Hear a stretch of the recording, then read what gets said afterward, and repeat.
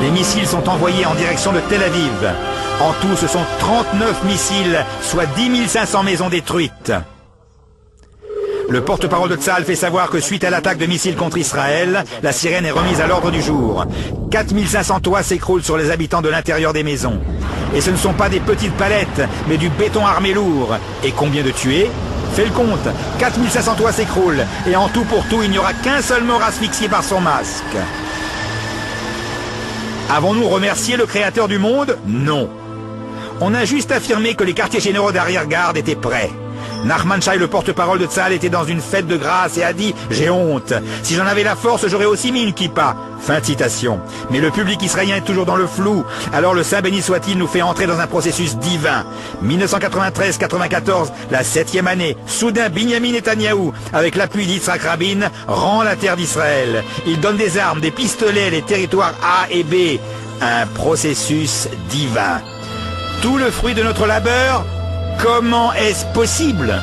Soudain, nous nous trouvons dans une situation d'armée désemparée. Nous n'avons plus de force. Nous ne sommes plus capables de riposter.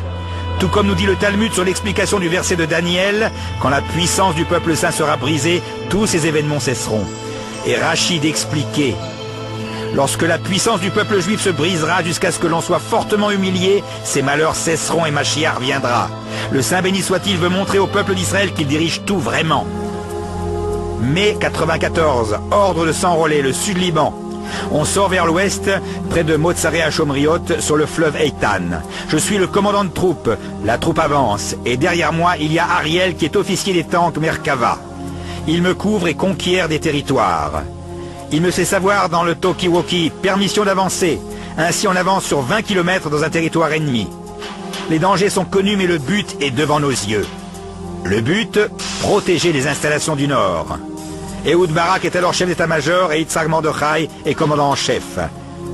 Leurs mots sont encore gravés dans ma mémoire et ainsi a dit Barak.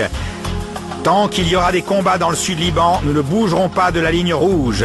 Il vaut mieux qu'un soldat soit tué plutôt que ce soit une petite fille de Kriyat Shmona. Tsahal est fort et a la possibilité de vaincre facilement les terroristes du Hezbollah. Et nous avançons. Moi en premier et Ariel le tankiste ferme la marche. Et sur la route il reçoit un missile, il meurt sur le coup, que Dieu venge son sang. Aujourd'hui on est en l'an 2000, nous nous sommes enfuis du Liban. Le plus grand terroriste est considéré comme un VIP, Very Important Person. Il nous est interdit de rentrer dans les territoires sous domination palestinienne. Il nous tire dessus avec des revolvers de paix. Et la situation dans laquelle nous nous trouvons est la prophétie du Saint Zohar. Les enfants d'Ishmaël vont éveiller toutes les nations du monde pour venir faire la guerre contre Jérusalem. Ainsi écrit le Zohar. Ils vont éveiller une guerre contre Jérusalem.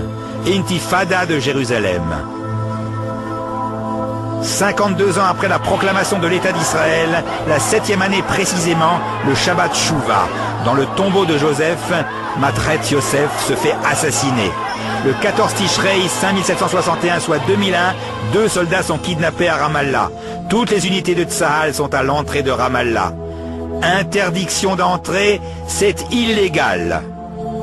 Un officier de haut rang me dit que depuis que Ron Arad a été fait prisonnier, nous n'avons plus le droit d'entrer. Je me suis ramassé une claque, je n'aurais jamais cru que le jour où Ron Arad avait été fait prisonnier, ce serait nous qui serions interdits d'entrer.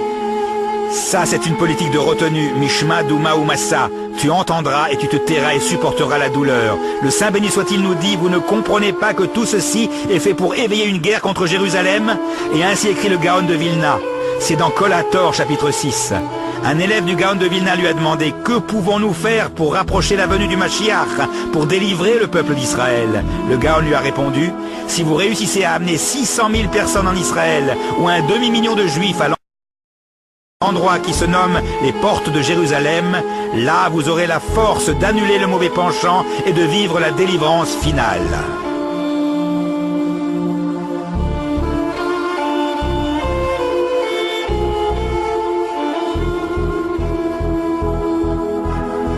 Ainsi le Gaon de Vilna écrit à son élève Binyamin Hillel de Chiklov.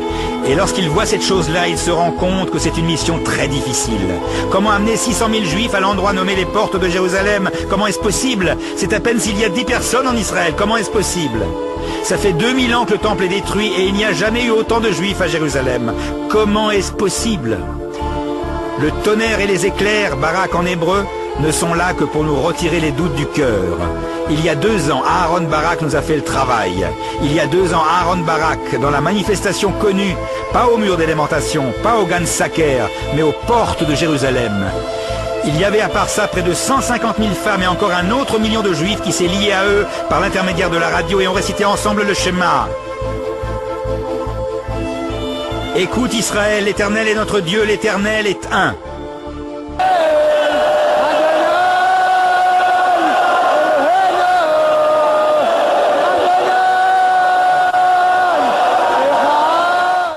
Le Saint béni soit-il envoie des catastrophes seulement en faveur d'Israël. Si vous ne croyez pas que le monde entier puisse déclarer la guerre contre Jérusalem, alors voyez ce que je fais aux nations du monde. Juste après la manifestation, un petit pays dont nous n'avons jamais entendu parler, la Yougoslavie, où il y a des millions de réfugiés musulmans albanais qui ont pris possession du Kosovo. Ainsi écrit Yougoslavie Kori dans le journal Maariv. Mon Kosovo, c'est comme Jérusalem pour les Juifs.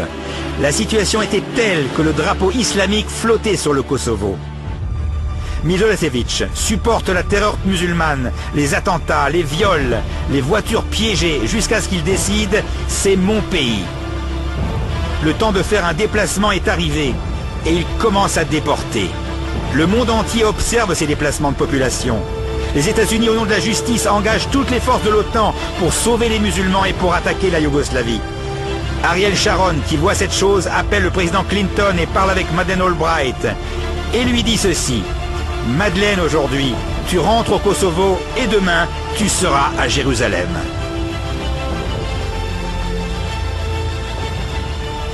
Et ainsi l'attaque commence. Le monde entier recherche la justice divine par l'intermédiaire des forces de l'OTAN. Après de longs jours, tu seras mandé. Gomer, Bush, la Grèce, etc. Le monde entier recherchera la justice. Et il ne reste plus aux Yougoslaves qu'à se jeter à la mer. Le Saint béni soit-il envoie des catastrophes seulement en faveur d'Israël. Et ainsi le Saint béni soit-il fait savoir à Israël à travers le Zohar. Les enfants d'Ishmaël vont éveiller toutes les nations du monde pour venir faire la guerre contre Jérusalem. Réveillez-vous mes enfants, réveillez-vous. Et avec l'aide de Dieu, la prophétie de Yéreskel se réalisera. Le Saint béni soit-il amènera toutes les nations du monde contre Jérusalem pour faire la guerre. Et le Saint béni soit-il appellera Gog. Et c'est un président qui domine le monde entier. Et il lui dira, vas-y, attaque Jérusalem. Et toutes les nations du monde auront peur. Mais finalement, ils réuniront leurs forces et se diront qu'ils peuvent venir guerroyer. Et l'épée entretuera. Et je ferai pleuvoir des pierres de grêle et leur chair se dissoudra. Et le mont des Oliviers se fendra, et nous entendrons le chauffard du Mashiach. Nous verrons le 3e temple construit de feu descendre du ciel. Et le monde entier sera en direct, à la BBC, à la CNN, à la télévision israélienne. Le Seigneur Dieu revient dans son temple. Et je serai grand et saint et je me ferai connaître aux yeux de tous les peuples et ils sauront que je suis Dieu. Et à toi se pliera tout genou et jurera toute langue. Tous se prosterneront et tomberont et en l'honneur de ton nom ils te glorifieront. Et ce sera ce jour-là, Dieu sera unique et son nom aussi. Voilà le fondement de cette querelle. Cette querelle n'est pas entre nous et Ishmaël, la querelle est entre nous et notre Père qui est aux cieux. La querelle avec Ishmaël a commencé, mais lorsque le peuple d'Israël se repentira, là Dieu nous entendra et répondra au peuple d'Israël.